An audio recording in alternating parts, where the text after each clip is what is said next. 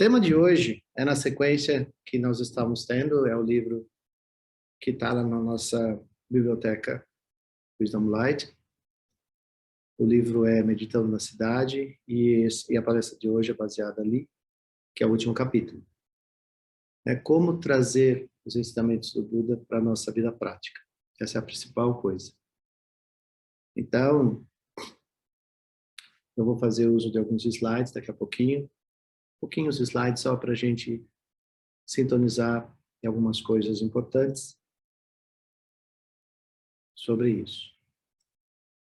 Como é que nós trazemos os ensinamentos do Dharma para a nossa vida prática? O dia a dia. Primeira coisa, lembrando sua santidade, Dalai Lama. Nós não necessariamente precisamos formalmente sermos budistas. Mas nós precisamos sim. Isso é a principal coisa. Temos a intenção. Todos os dias, em todas as coisas que nós fazemos, nosso trabalho, com nossa família, com nossos amigos, seja onde for. O que torna o Dharma nossa prática diária é ter a intenção, a convicção de que nós temos qualidades humanas inerentes, nós vamos falar sobre elas, que nos permitem sermos e exercermos essas qualidades continuamente, diligentemente. Ao fazermos isso, nós certamente estaremos evitando intencionalmente construir causas e condições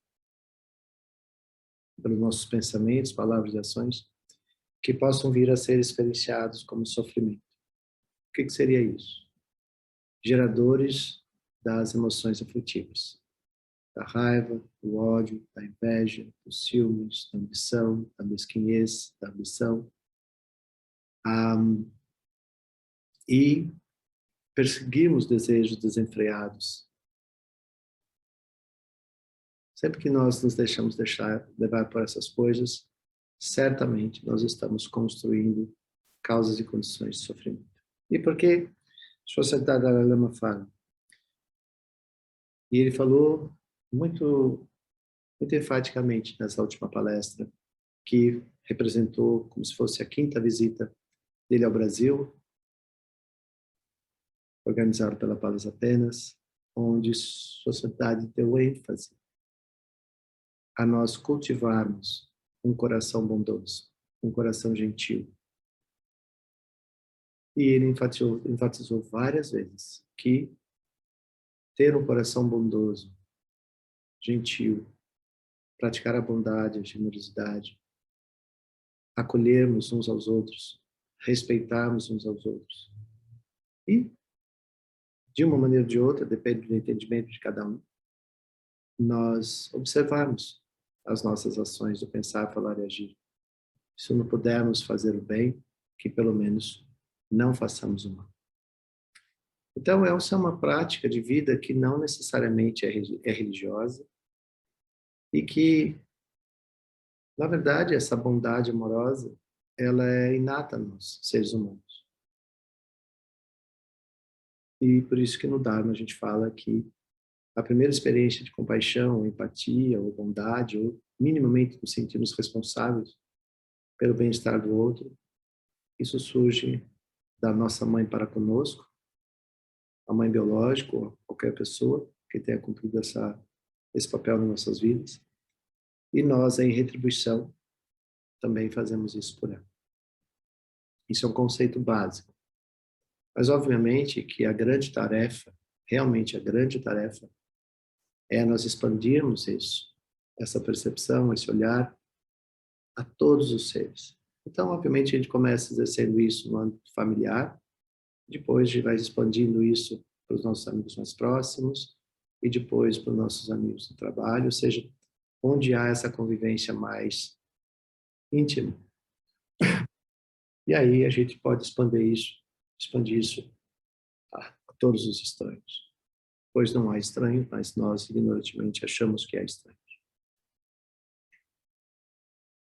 Obviamente que isso não é uma tarefa fácil, mas possível. Então, para aqueles que são simpatizantes dos ensinamentos do Buda ou ensinamentos budistas, não necessariamente tenham recebido o refúgio, o voto bodhisattva ou qualquer iniciação, mas gostam de ouvir os ensinamentos, gostam de ter roda de amigos para falar sobre isso e, de uma maneira ou outra, lutam para poder trazer essas qualidades ou resultando dessas conversas, dessas partilhas, dessas trocas, para onde quer que eles possam estar. E, obviamente, que se eles observarem os resultados do que surge ao agir dessa maneira, pouco a pouco, cada um de nós vai construindo a convicção que ser bom faz bem. Fazer o bem pelo bem, porque é bom. Não porque a gente tem medo de punições por pecado, nada disso. Mas, quando nós percebemos que fazer o bem faz bem, em todos os níveis, que nós possamos perceber isso, aí, pouco a pouco, a gente pode ir adotando isso em nossas vidas, tornando isso um cotidiano. Então, isso falando de maneira geral. E eu gostaria de levar essa conversa sempre dessa maneira bem secular, bem geral, para que todos nós venhamos a perceber que ser um ser humano de boas qualidades, um ser humano que reconhece suas qualidades humanas, um ser humano que se atreve, ousa a viver essas qualidades. Porque muitas vezes, dependendo do ambiente que nós estamos, é muito difícil, mas é possível. Então, como é que a gente consegue manter isso mesmo em ambientes que talvez ser ético, ser gentil, ou ser honesto? Parece que a gente é um ET, né? Parece que a gente é uma coisa diferente no meio de todo mundo. É quando a gente percebe o que isso faz para nós, em primeiro lugar. E depois, essa experiência de ser capaz de cultivar uma mente serena, uma mente lúcida, ser capaz de sustentar por períodos mais longos uma experiência de contentamento, uma experiência de calma, de lucidez. De repente perceber que a gente sorri com o sorriso do outro, que nós nos alegramos com o sorriso do outro.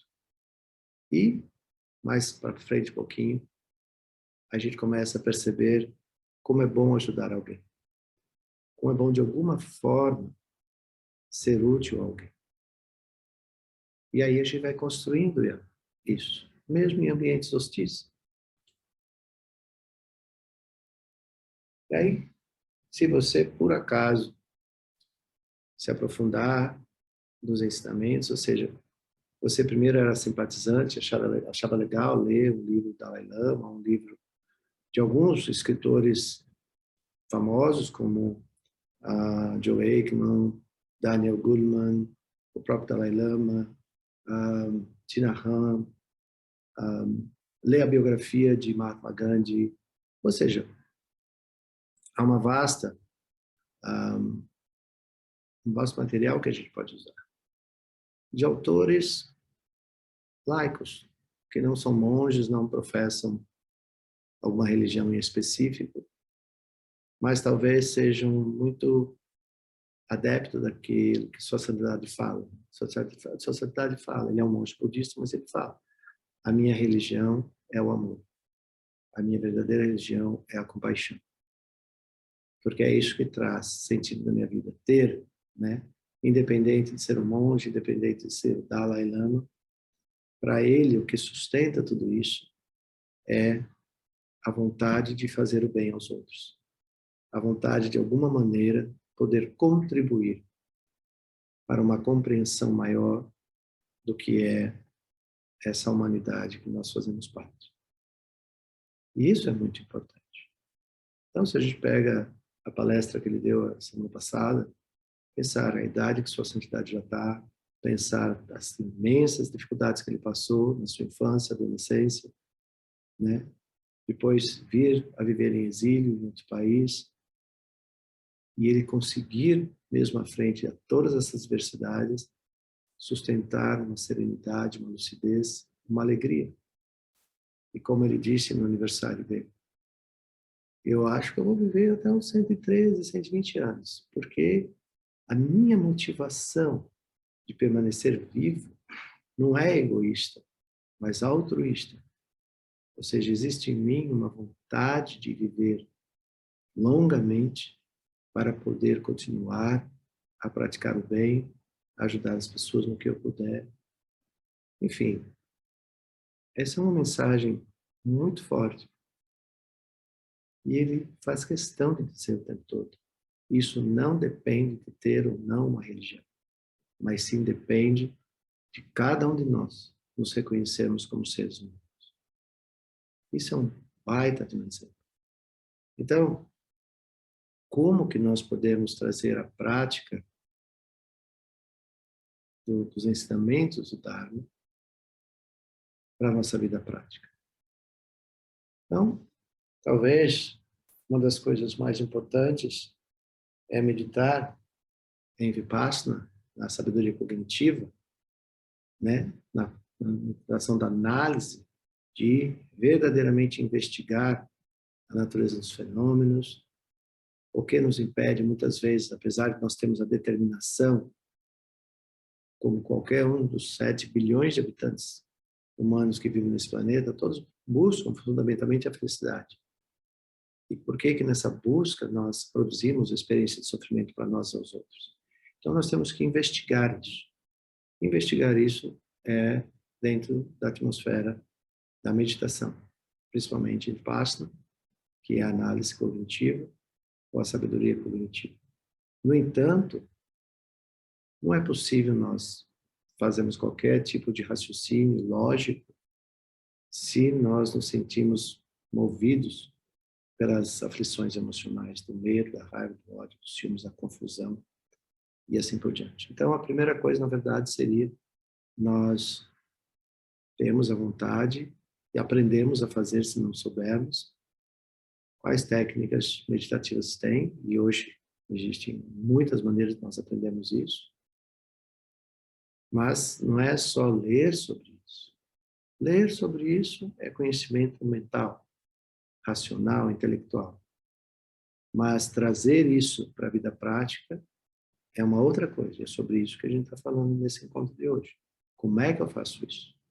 Então, a primeira coisa é saber que, para que a gente possa desenvolver lucidez, serenidade, para ter clarezas, cada um de nós, no seu próprio tempo e espaço, do que é importante na sua vida. Cada um de nós tem sonhos, o que é importante na nossa vida. E por que que nós consideramos isso importante? Aí é fórum íntimo de cada um. Aí, observar se no dia a dia o que nós pensamos, falamos e fazemos conduz a isso. Mas para que eu possa minimamente fazer isso, eu tenho que tirar alguns minutos do dia para me afastar da rotina, me afastar, né, daquilo que eu faço normalmente. E dispensar aí uns 15 minutos, 20 minutos, para ficar só, num lugar que você gosta de estar, na sua casa, no parque, onde lhe for possível. Né? Não seja muito exigente. Não procure a perfeição. Tem que ser na hora tal, dia tal, temperatura tal, com o vento do leste, o sol. Nada disso. Mas procure no seu dia a dia. Seja criativo, na verdade. Né? Na hora do almoço da empresa, dá uma escapadinha, vai para o jardim, vai. Enfim, depende de onde você trabalha. Isso eu seja criativo. E fique você com você mesmo. Respira, traz sua atenção para a respiração, relaxa, calma, né? E olha o seu dia. Como é que está sendo o seu dia? Se você está dando conta das suas tarefas, das suas responsabilidades, Se o que você faz, de alguma maneira, lhe faz bem, sustenta uma experiência mental e emocional calma, serena. Se o seu corpo está relaxado.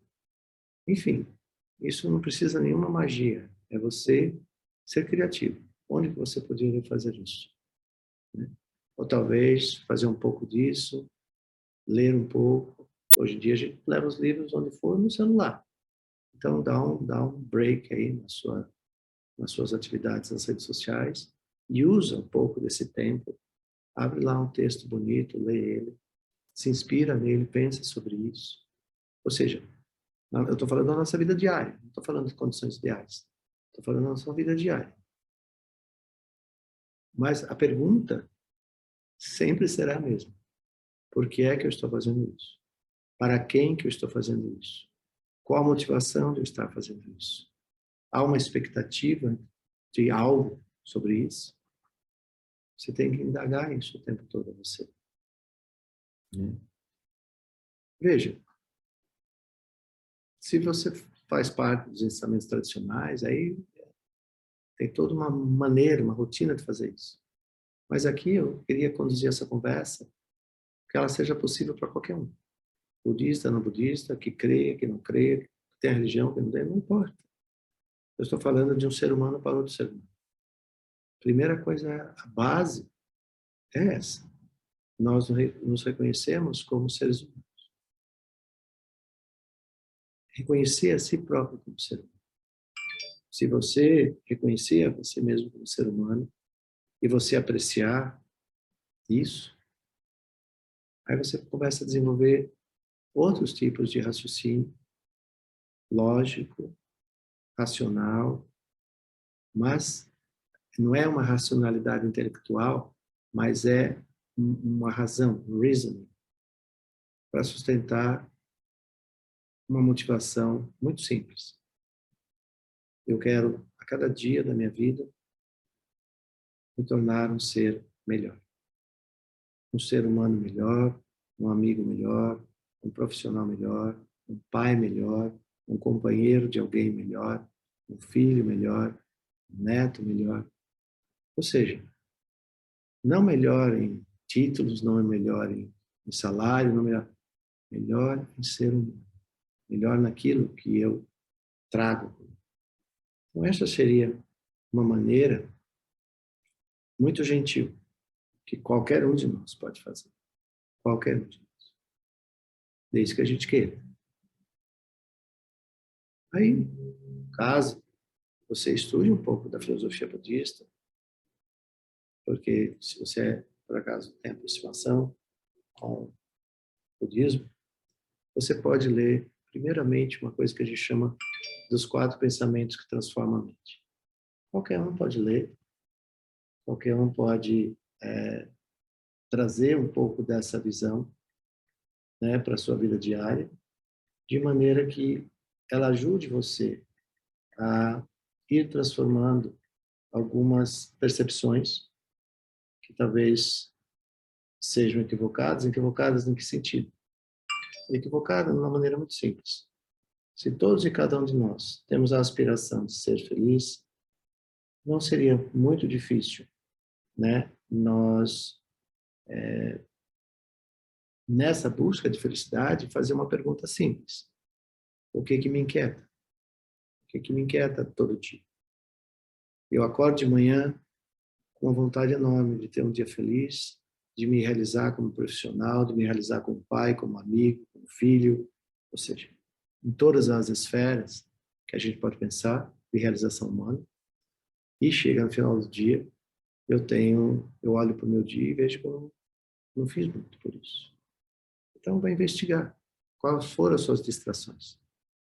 O que que te rouba a atenção? O que que te faz mudar de rumo durante o dia?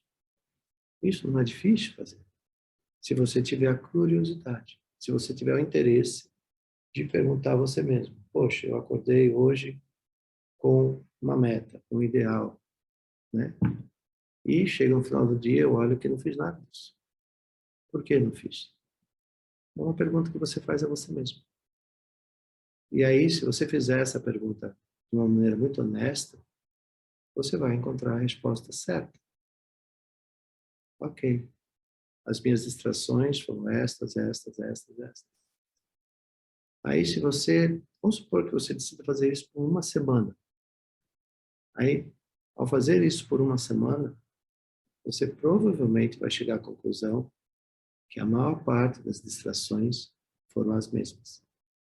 Talvez com caras diferentes, mas foram as mesmas. Aí você pode falar, mas será?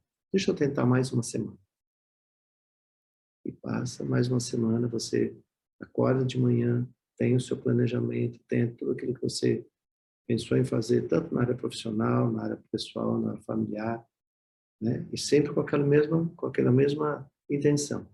Eu quero ser feliz. Eu tenho um sonho, eu tenho um objetivo. E em mais uma semana você observa que no dia a dia as suas distrações são as mesmas. Bom, aí não precisou ninguém dizer para você. Você percebeu isso. Agora, o que você faz com isso? Se você realmente tem essa convicção que você é um cara legal, uma moça legal, né? Que você é um ser humano legal, vamos colocar assim, você percebe que você tem qualidades, que você tem competências, que você tem habilidades, você tem inteligência, né? E que você realmente quer alcançar as coisas que você quer para sua vida. Então, aí você vai olhar com um pouco mais de cuidado, né? Com um pouco mais de detalhe, essas distrações todas. E aí você pode, se quiser, ninguém vai obrigar, vai depender da sua convicção, da sua aspiração, daquilo que você tem determinado para você mesmo.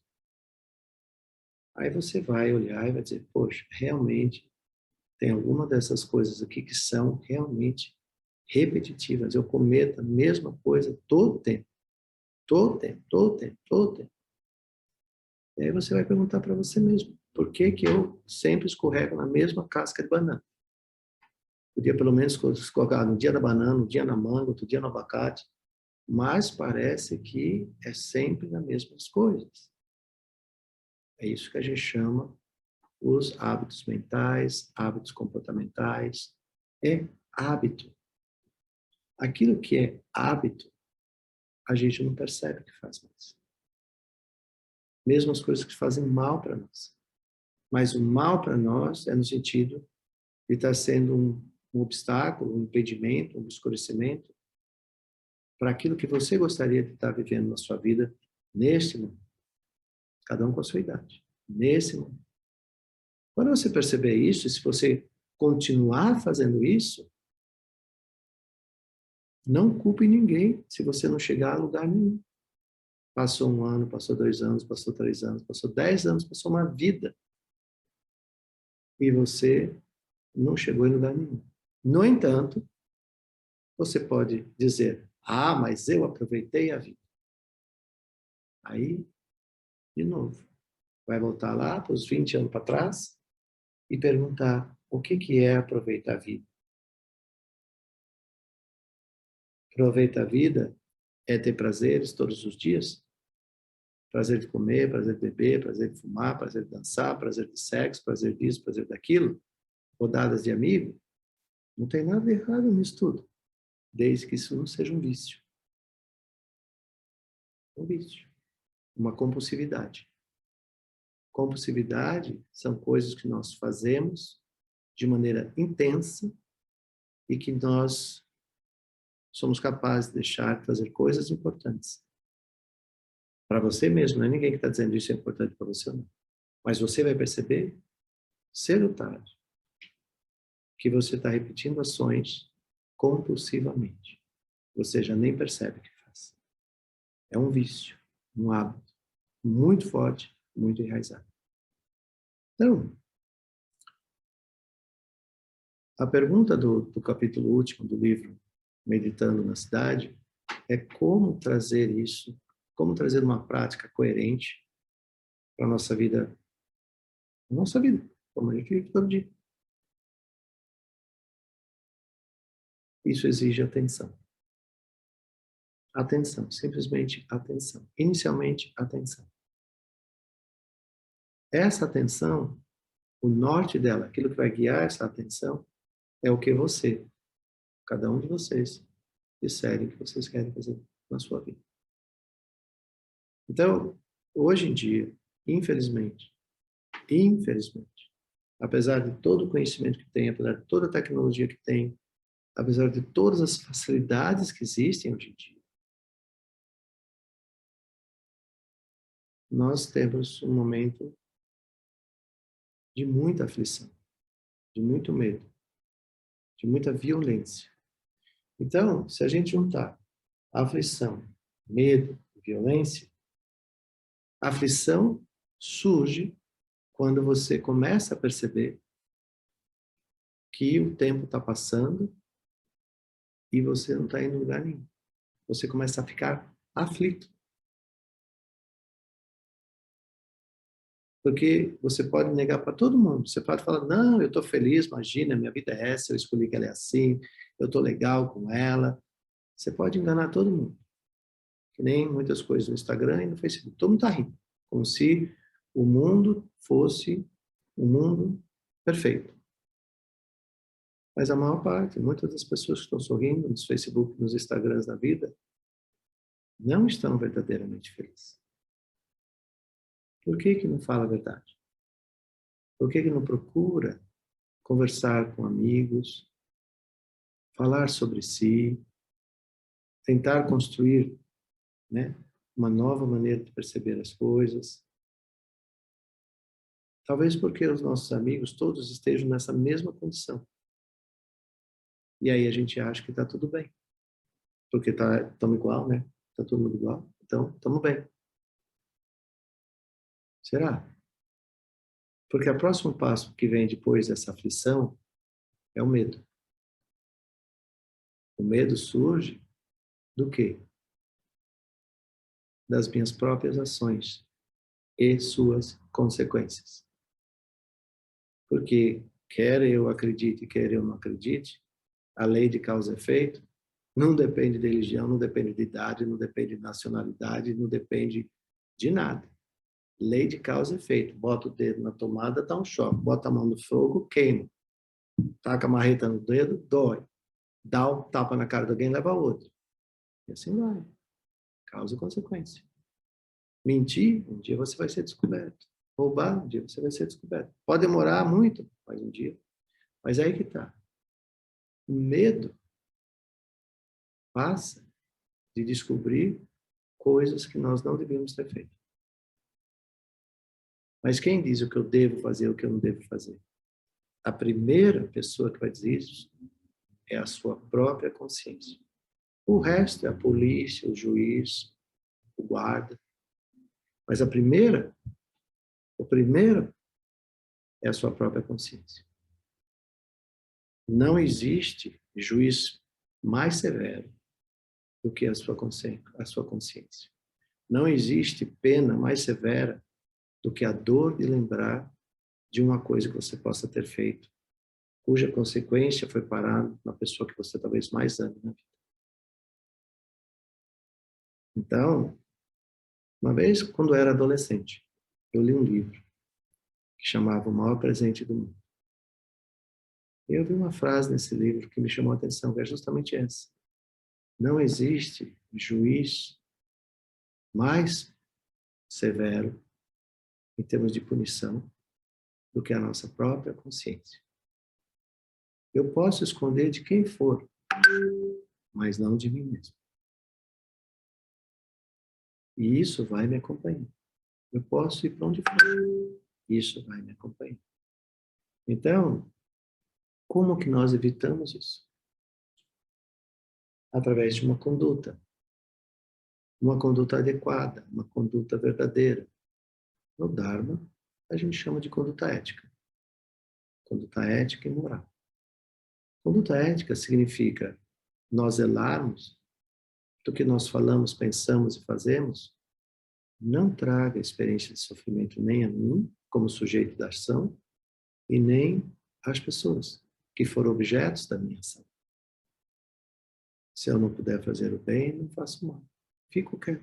Domo os meus desejos, as minhas ações. Domo com a intenção verdadeira de não criar, não promover nenhuma situação que eu venha ter medo da consequência. Então, aflição e medo. E a próxima é a violência. Então, eu acho que não tem dúvida que hoje o mundo está experienciando um nível de violência.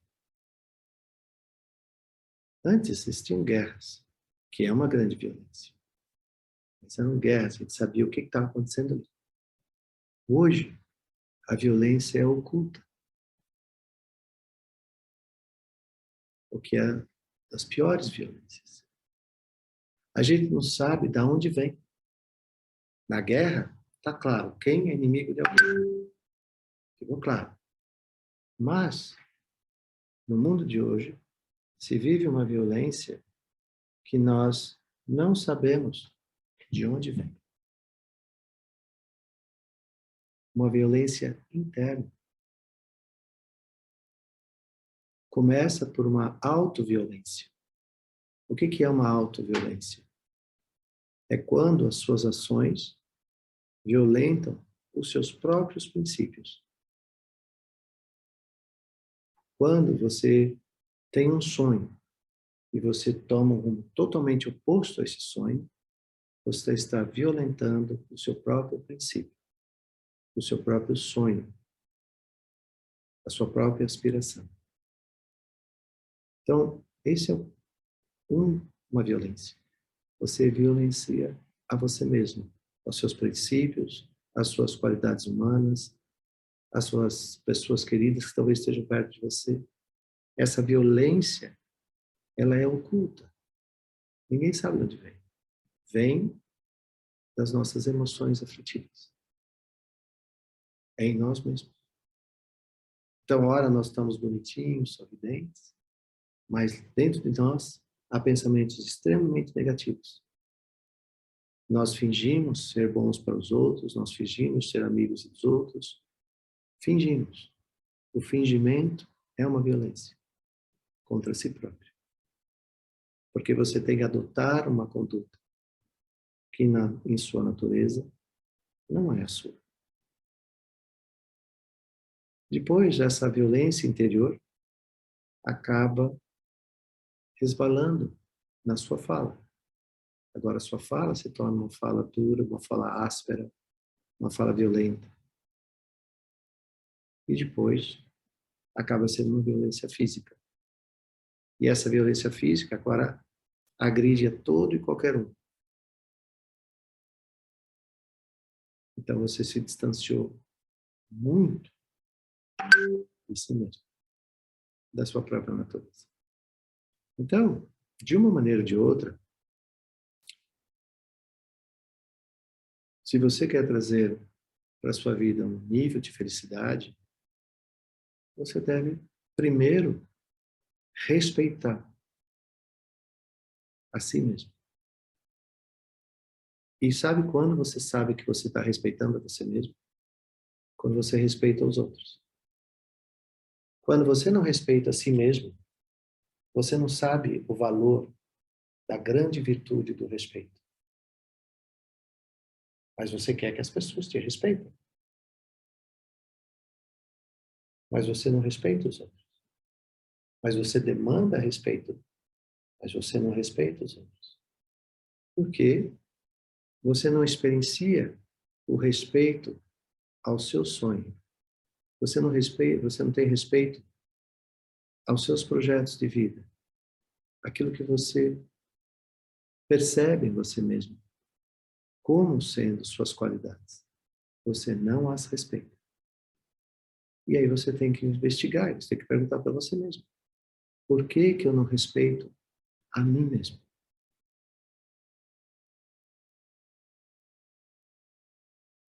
muitas vezes a resposta não é muito longe. Porque dentro de um cenário tão confuso como nós estamos hoje em dia,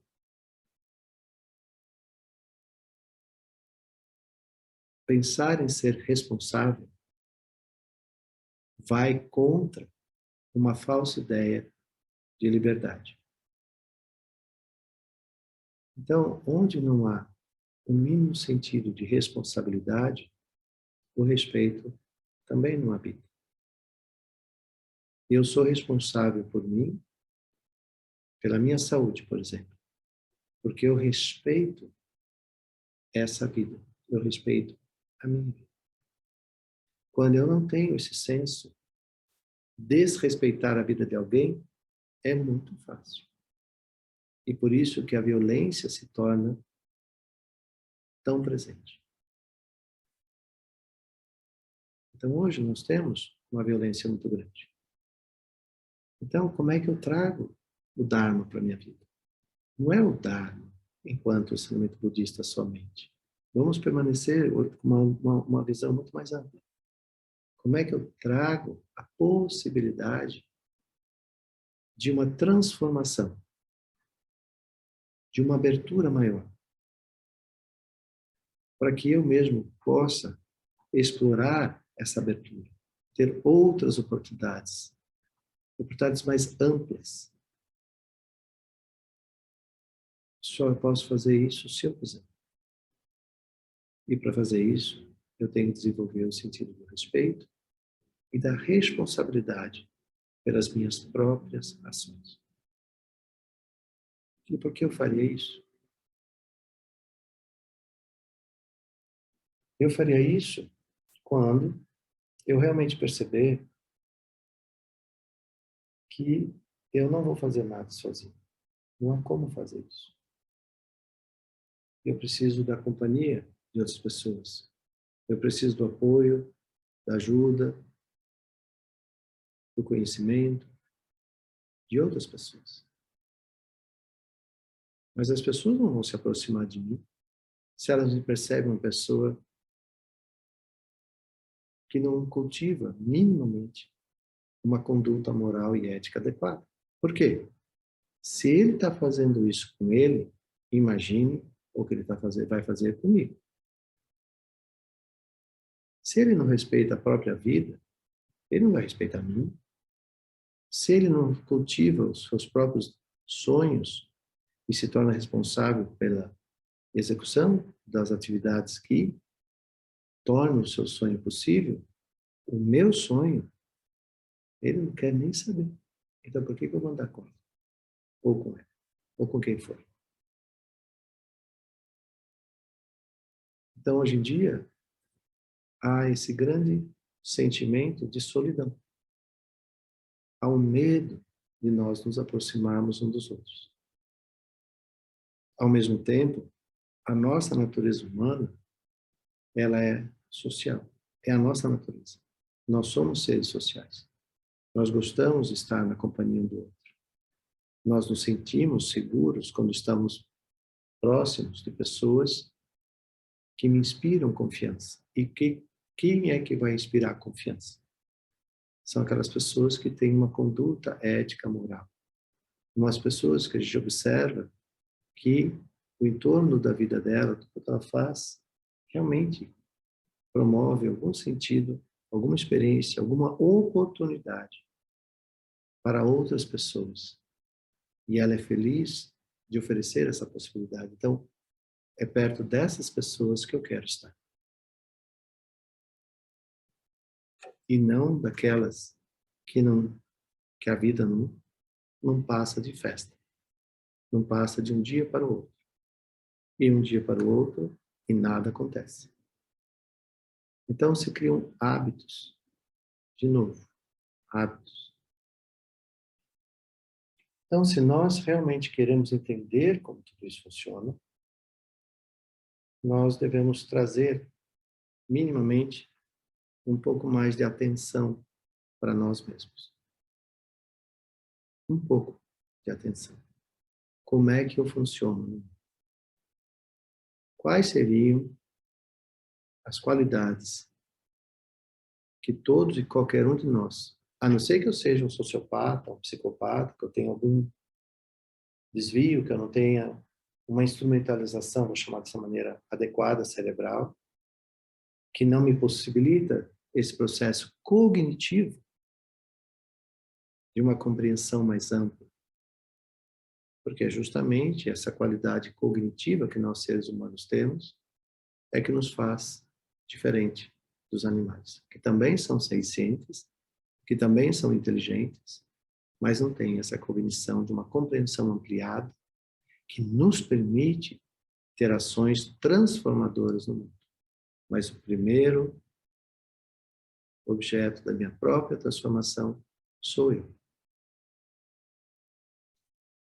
E essa transformação eu vou realizar em favor do sonho da vida que eu gostaria de ter. Como pessoa, como profissional, como família, pai de família, mãe de família, como amigo, como colaborador de uma empresa.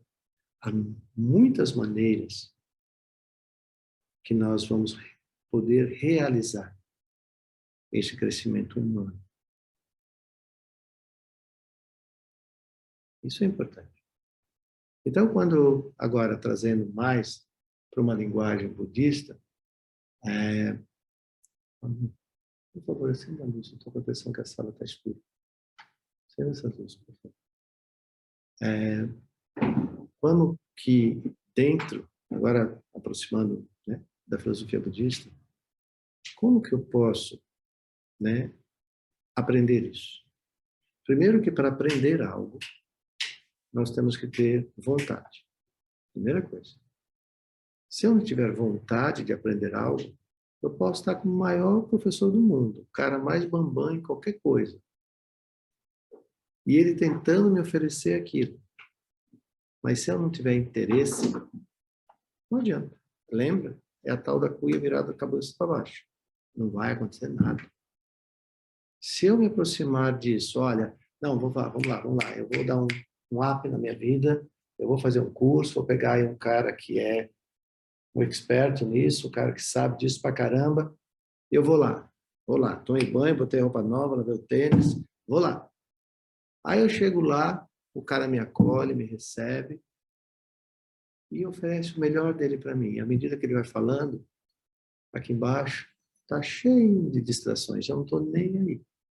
Eu começo a lembrar, eu precisava daquilo, lá. E a minha atenção murcha, que nem bexiga furada. Mas a pessoa está lá, se empenhando em oferecer algo para mim, que se eu aprender, vai ser transformador na minha vida. Vai me possibilitar ter um emprego melhor, ganhar um salário melhor, uma empresa diferente, uma vida diferente. Mas os hábitos, aqueles que eu estava falando ali atrás, se eu não os abandonar, se eu não tiver a coragem de abandonar, se eu não tiver honestidade comigo mesmo do que realmente eu quero fazer, eu não trago essas possibilidades para mim. Porque apesar de eu estar com o melhor professor, no melhor lugar, no melhor tudo, eu ainda continuo preso aos meus hábitos, aquelas ilusões todas. Os meus amigos, ninguém faz isso. Por que eu vou fazer?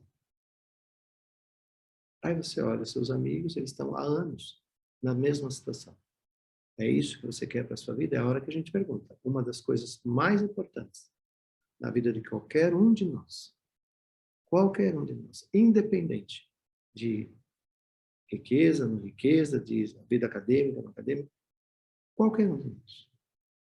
É quando chega um momento da sua vida que você pergunta assim, é isso que eu quero na minha vida? Faz anos que eu estou fazendo a mesma coisa, que eu estou andando com as mesmas pessoas, que eu estou indo para os mesmos lugares, cultivando os mesmos hábitos. E não vou a lugar nenhum. É isso que eu quero para a minha vida? Se a sua resposta for sim, tranquilo, na boa. Desencana, meu. Vai ser feliz. Mas se por acaso passar um mínimo de 3 coisas, a raridade que essa vida é. A sua condição atual não é permanente. Ela pode, em menos de meia hora, em um segundo, se transformar em algo que você nunca pensou. Você já conheceu pessoas da sua idade que morreram, de várias maneiras. Pessoas muito mais jovens que você também que morreram. E pessoas muito mais velhas que você também que morreram. Então, meu amigo, morte não é novidade. Agora, para aqueles que acham que morte só acontece na casa do vizinho, lembra que você é vizinho de alguém. Então, a morte pode acontecer na sua casa, com você. Então, se você lembrar disso, olha, você não pode negar, você está envelhecendo. Ah, eu estou no auge da minha idade, da beleza dos meus 20 anos, da adolescência. Pior ainda, mais ainda que você deveria pensar. E aquele que está na minha idade, 62, ainda há chance de eu poder retomar, retificar a minha vida? A resposta é, claro que sim. Porque essa tomada de decisão e o que ela traz, do que você usufrui, não está relacionado com a sua idade. Está relacionado com a sua vontade, com a sua intenção. Obviamente que se a gente toma essa decisão jovem, a nossa vida tem grandes oportunidades, tem muitos anos, teoricamente falando. Porque tudo é impermanente, eu acabei de dizer isso. Nós nascemos, mas não sabemos quando vamos morrer. Pensa isso. Então, estou fazendo uma lógica. Se de repente eu acho que não vale a pena, então senta no lugar e pensa. A vida é frágil. Isso pode mudar a qualquer momento. De repente é bom você lembrar que você perdeu algum amigo tão jovem quanto você. Algum amigo sofreu um acidente, ficou paraplégico, tetraplégico. Algum amigo jovem como você desenvolveu um câncer terminal. Não cultive a ilusão que isso não pode acontecer na sua vida. Porque pode. E será sempre consequência das suas próprias escolhas. Então não culpe ninguém. A primeira coisa é essa. A segunda é pensar que aquilo que nós experienciamos na vida não é feitiço ou maldade ou praga de ninguém. Tudo que nós enfrentamos na vida, nesse momento, inclusive aqui ou agora, de cada um de nós que estamos aqui juntos, sempre será consequência. Então, se nós estamos agora com uma vida boa, legal. Você tem construído minimamente causas e condições que têm trazido você até esse momento. Mas esse momento não é permanente. Porque ele é codependente, interdependente de muitas coisas. E a gente vê as grandes empresas. Você está lá seguro no seu emprego, tudo está legal, está perfeito. Eu estou aqui faz 5 anos, 10 anos, sei lá quanto. Baixa uma crise econômica no mundo, baixa uma pandemia, milhares de pessoas são demitidas, as empresas falem, você sai, nem direito trabalhista você tem porque a empresa faliu. Você vai ficar aí décadas da sua vida correndo atrás de receber isso. E capaz de nunca receber. Então você tem que pensar. As coisas são interdependentes. Não depende só de mim, mas sim depende da maneira como que as minhas ações, no pensar, falar e agir, forem criando as causas e condições que mantêm, torna mais duradouro, mais estável, mas nunca permanente. Mas se eu continuar tendo ações do pensar, falar e agir, promotores das causas e condições que têm como consequência a minha saúde, a minha carreira, a minha família, meu sonho. Aí você aprende. Primeiro, valorize a sua vida. Não tome ela como um presente. Ela pode se ir num minuto. Segunda coisa, todas as coisas são interdependentes. Então, e aquilo que nós experienciamos é a resposta das nossas ações no mundo. Então, que eu tenha consciência disso.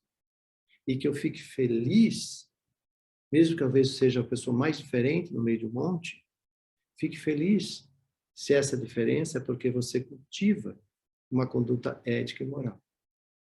Fique feliz se você é uma pessoa que trabalha, que sabe honrar o lugar que você está, que se sente feliz no que você faz, que planeja a sua vida.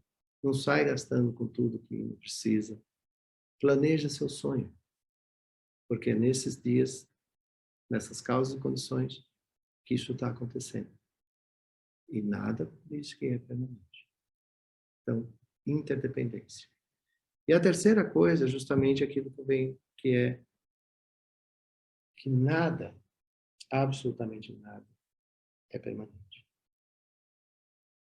Então, se nós considerarmos a fragilidade da vida, quanto precioso é este momento que nós temos, assim nós estivermos saudáveis, né, com a mente perfeita, um corpo funcional.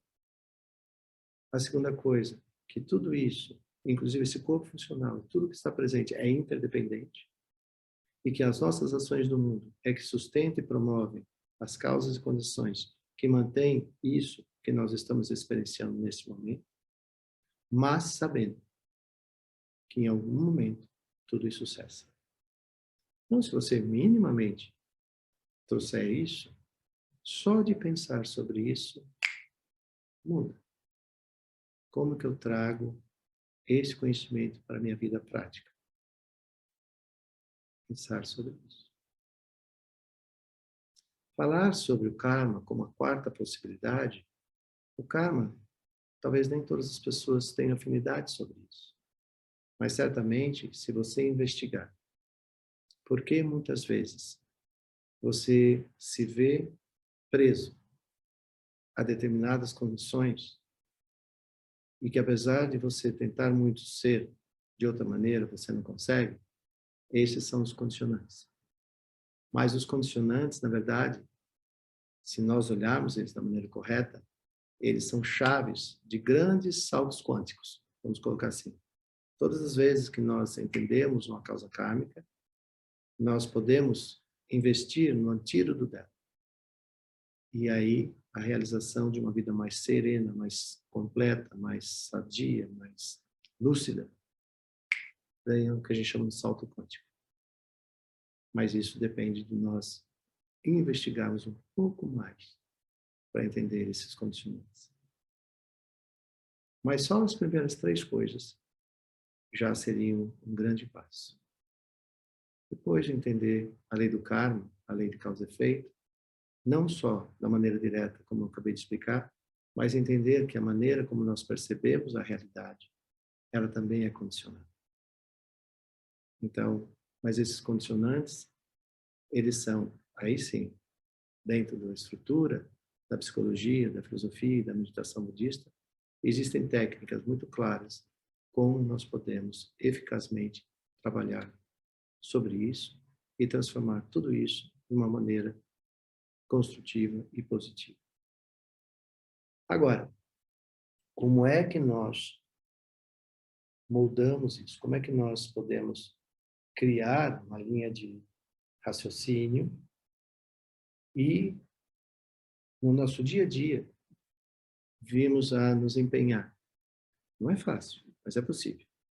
Vir a nos empenhar a sustentar alguma das qualidades que vamos nomear daqui a pouquinho, que tem uma efetividade muito grande nessa transformação, nessa aplicabilidade desse conhecimento na nossa vida prática. Falando sempre numa linguagem mais secular. Mas, obviamente, norteando isso com um pensamento do Dharma. Um pensamento, não uma doutrina, nada disso. Apenas uma possibilidade de pensar. Como que a gente podia fazer isso?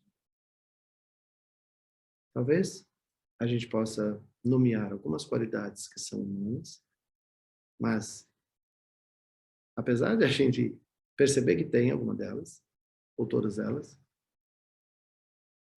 aplicá-las na nossa vida diária não é uma coisa fácil. Apesar de, quando a gente nomear elas agora, a gente achar que já faz. E, de fato, fazemos. Mas não de uma maneira efetiva. E mais do que isso, qual seria a motivação e intenção de realizar isso? Que no Dharma a gente chama das 6 paramitas ou 6 perfeições.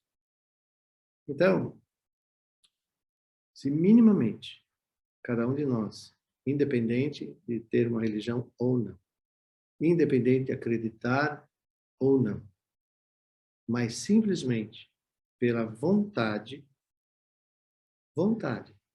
palavra simples, conhecida de todo mundo, vontade, determinação, disciplina,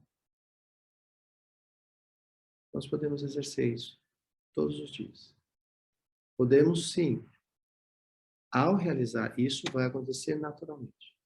Quando você decidir, olha, durante essa semana, seja o que eu for fazer, estiver fazendo, pensar em fazer, eu vou tentar olhar sobre a perspectiva desta qualidade.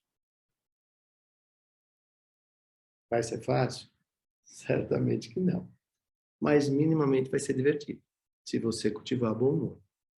Agora, se você cultivar uma ortodoxia, ou seja, uma rigidez, bom, aí talvez doa. Então, a primeira coisa que a gente deve talvez trazer para essa ideia de como que a gente traz, né, essas qualidades humanas, não é estranho para cada um, não é nenhum alienígena, para a nossa vida prática, minimamente traga bom humor. Como assim bom humor? Simples. Alegria. Sinta-se feliz de oferecer essa oportunidade a você mesmo. Não é porque alguém mandou, não é porque eu estou com medo de alguma coisa, ou que eu vou ganhar aumento salarial, ou vou ser promovido. Nada. Não é promessa. Não é de promessa. Olha, se eu fizer atuar com essa qualidade uma semana, eu vou ter isso. Agora, se você simplesmente fizer isso com simplesmente uma vontade de oferecer a você mesmo uma possibilidade de perceber em você mesmo alguns dos limites, algumas das suas visões equivocadas, que você, é aquela coisa assim, né? Eu quero tanto ser feliz, mas parece que quanto mais feliz eu quero ser, mais infeliz eu sou, né?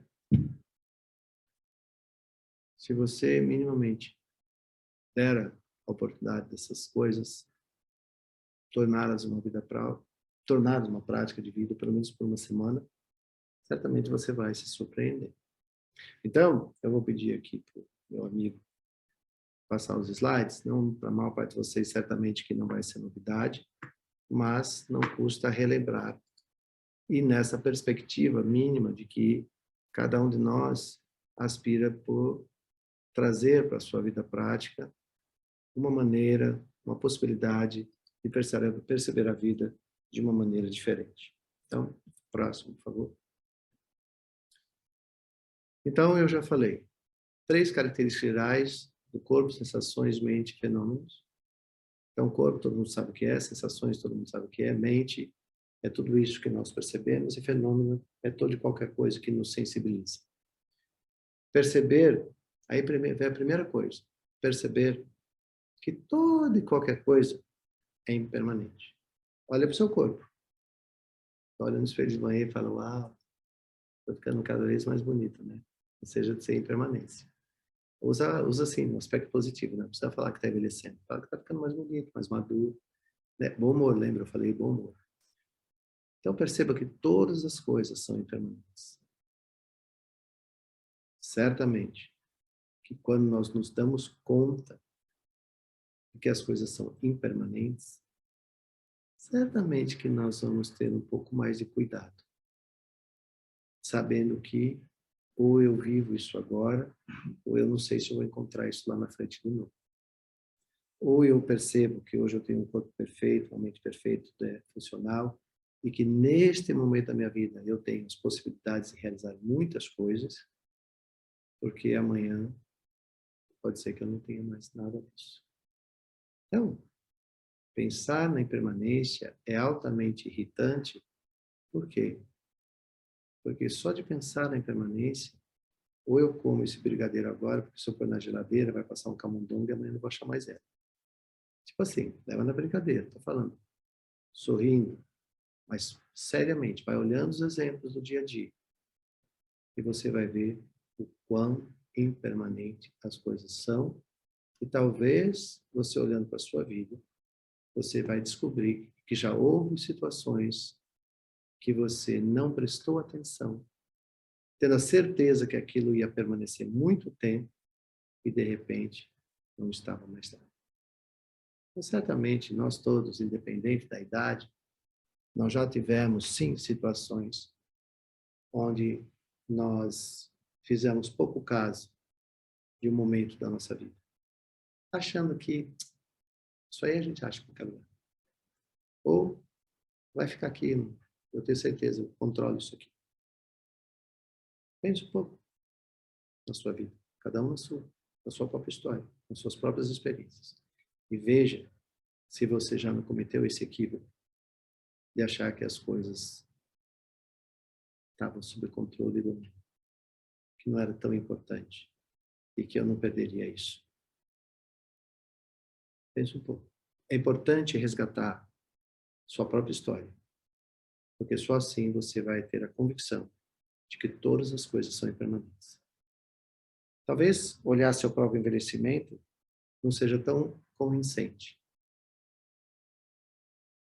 mas deveria. A segunda coisa tão importante é que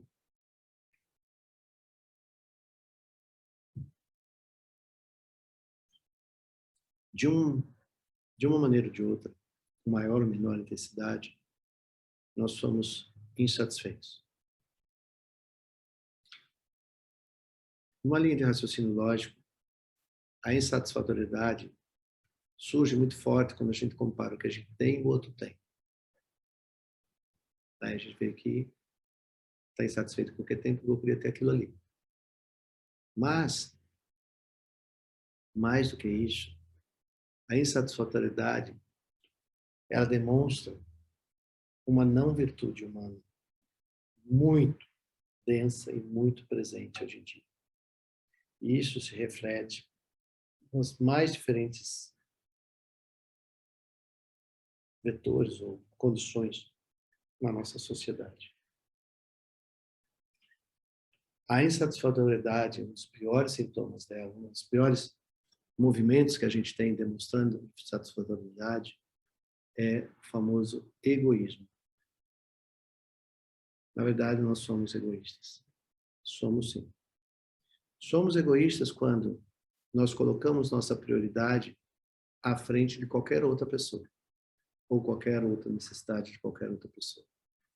Quando nós desdenhamos, todo mundo conhece a palavra desdenhar? Desdenhar. Desdenhar significa fazer pouco caso, não dar importância à necessidade dos outros, parecendo que a sua é a que vale, é a que prevalece, independente de toda interdependência que possa existir numa relação de trabalho, numa relação de família, numa relação entre amigos, independente de você entender que o que você faz é continuidade do trabalho de alguém ou possibilita o trabalho de outra pessoa. Ou seja, o que nós fazemos é possível graças à contribuição desta pessoa. Mas há uma pessoa depois de mim que precisa que eu faça o que eu tenho que fazer para que ela possa fazer a dela. Querendo ou não querendo, isso acontece para todos nós, todos os dias, todos os momentos. A nossa insatisfatoriedade nos torna egoísta. Então, eu quebro essa corrente. Eu quebro essa corrente. Eu não me importo que o outro está me entregando algo que eu tenho que entregar para alguém. Eu não me importo com isso. Porque eu decidi ir para lá. Eu decidi ir para cá, para lá. Então, eu não me importo com essa interdependência. eu sou muito insatisfeito porque essa interdependência parece que rouba de mim a minha liberdade. Então, eu não me sinto nem um pouco responsável por ela. Só que isso é um movimento que vai gerando uma insatisfatoriedade, que para muitos ele revela: eu estou insatisfeito com o que eu faço, eu estou insatisfeito com a vida que eu tenho hoje, eu estou insatisfeito com o corpo que eu tenho, eu estou insatisfeito com as pessoas que eu ando, com a pessoa que eu tenho como companheiro ou companheira. Mas ele não percebe que essa insatisfação existe porque ele não se percebe necessário. Ele não percebe que ele é uma pessoa importante, que o que ele faz é importante. Quando nós não percebemos que nós somos verdadeiramente um para o outro, causa e condição de realização, de contínuo, de felicidade, a vida em si começa a ficar muito estranha. Esse estranhamento, muitas vezes a gente confessar quer dizer, a gente manifesta ou diz, ou expressa como insatisfatoriedade.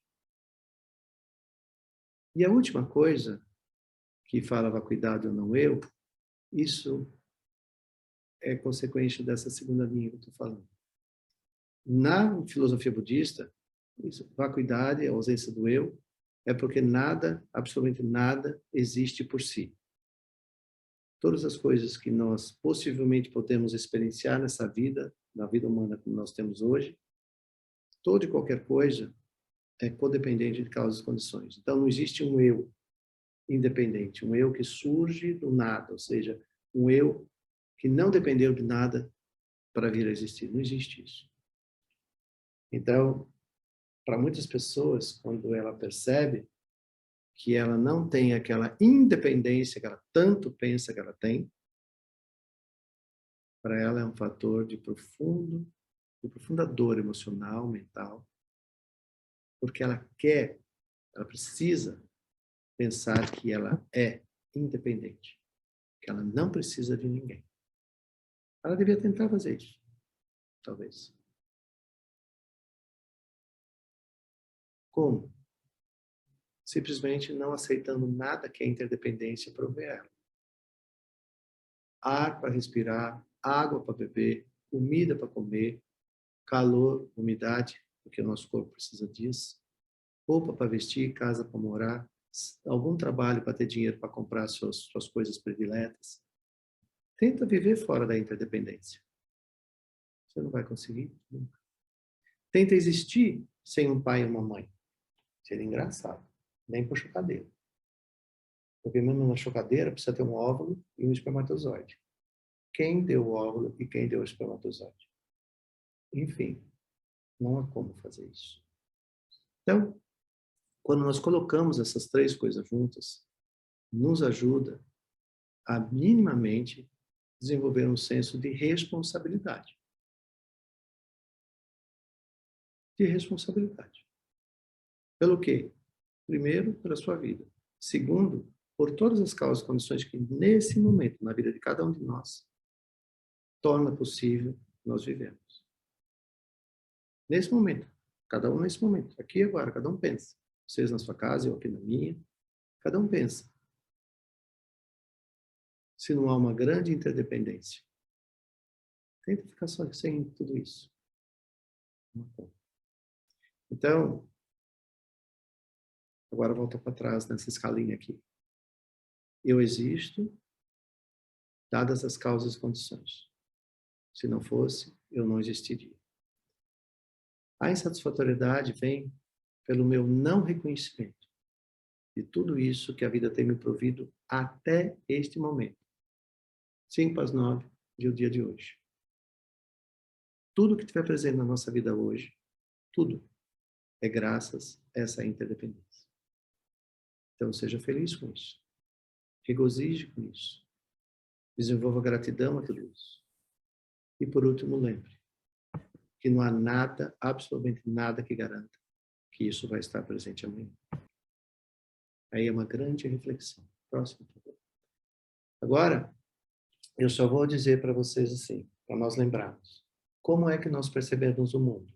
Esse corpinho lindo que a gente tem. Essas são as 5 condições, ou as 5 consciências que nós temos. A elas, nós agregamos a 6ª, a 7ª e a 8ª. A 6ª é a imagem mental, a 7ª é a consciência que provê essa falsa ilusão da dualidade, e a 8ª é a continuidade. Do que eu vinha falando. É um contínuo. Isso que nós estamos vendo hoje não nasceu nesse momento. Ele é um contínuo. Próximo, por favor. Então, porque nós temos esse corpo sensorial, nós devemos investigar. E aí vem o que eu falei bem no começo, a necessidade de nós desenvolvermos algum tipo de conhecimento que possibilite a nós investigar isso.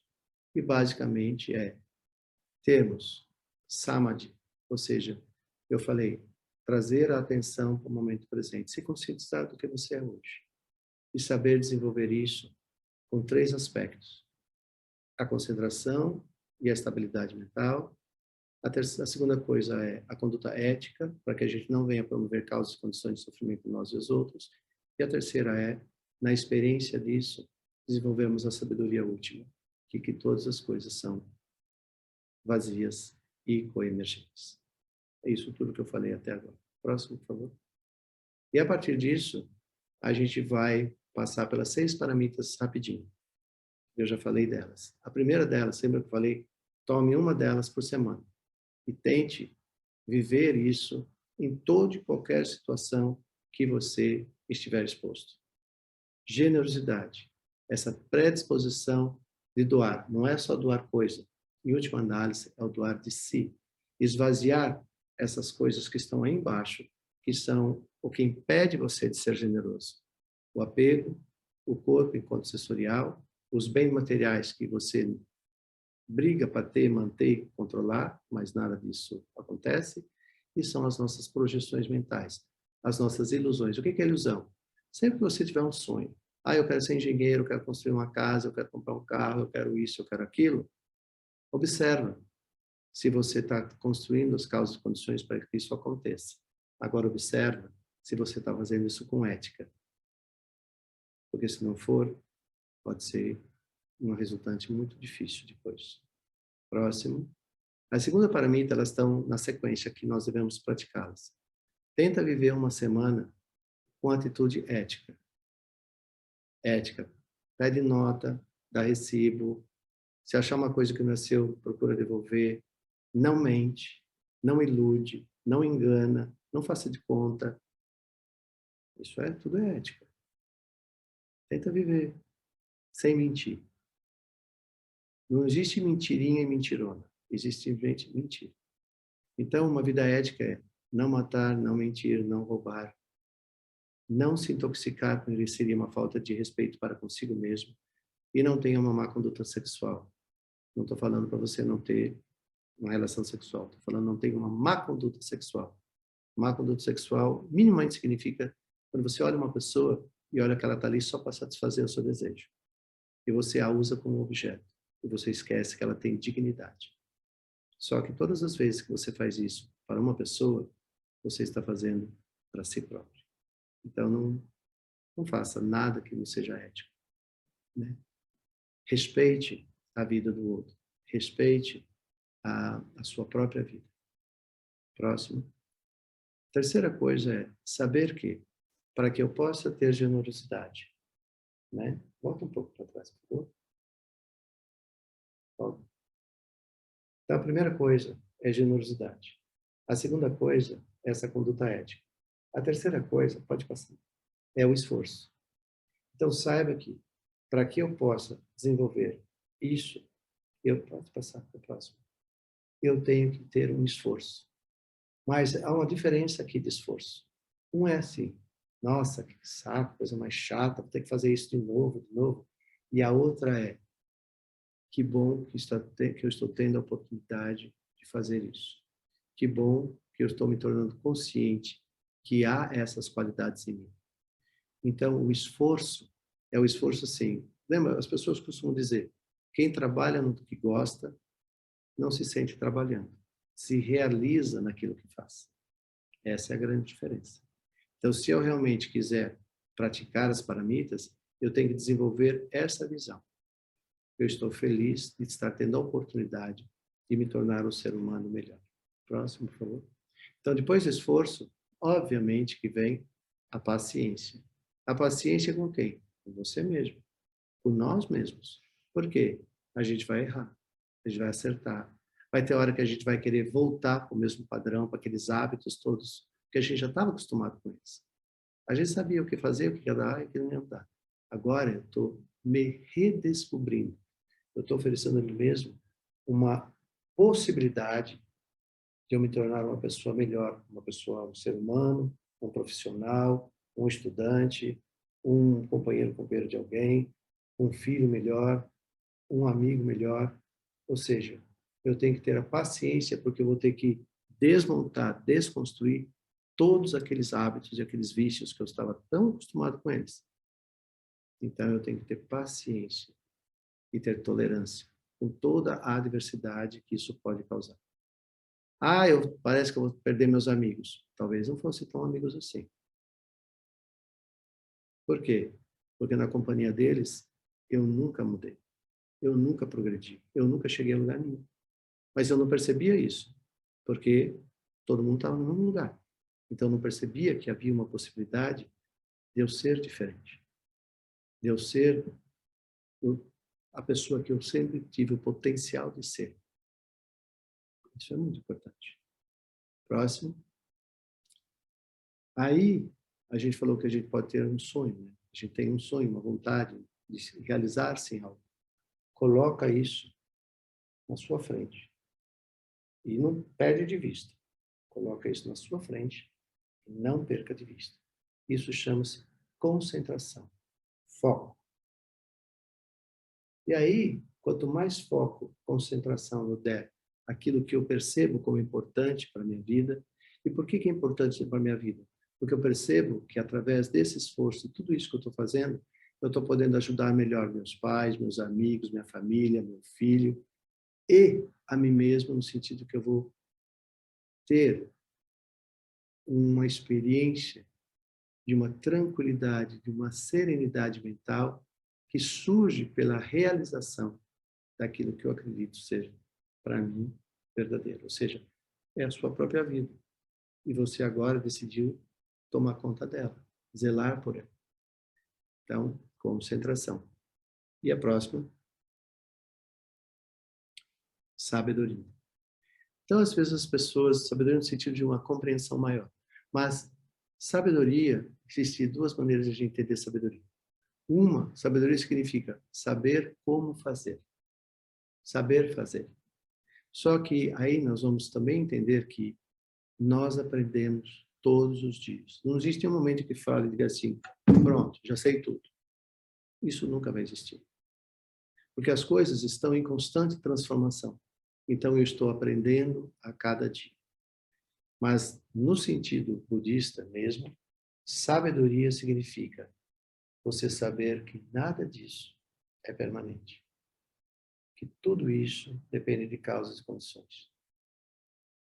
E a alegria de saber que, por isso mesmo, é que nós somos capazes de nos ressignificar a cada dia. Nada impede, absolutamente nada impede. Em nenhum momento da nossa vida, seja qual for a idade que a gente tenha, de sermos pessoas genuinamente felizes. Sem medo, sem nenhum tipo de aflição, nenhuma das emoções aflitivas. Porque nós não cometemos nada de errado que alguém possa nos acusar ou descobrir. Essa é a maior herança que a ética pode nos oferecer.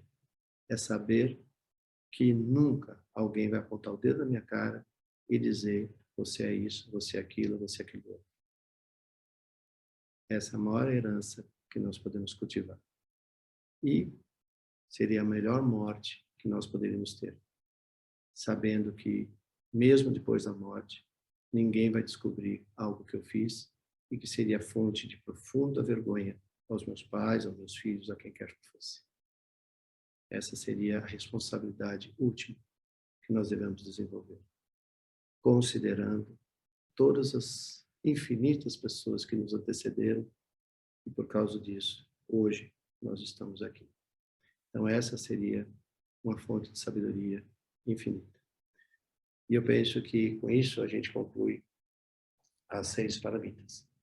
Então, se nós... Pode passar, por favor, acho que é ótimo. Então, se nós verdadeiramente queremos viver uma vida, pense que a sua vida é uma viagem.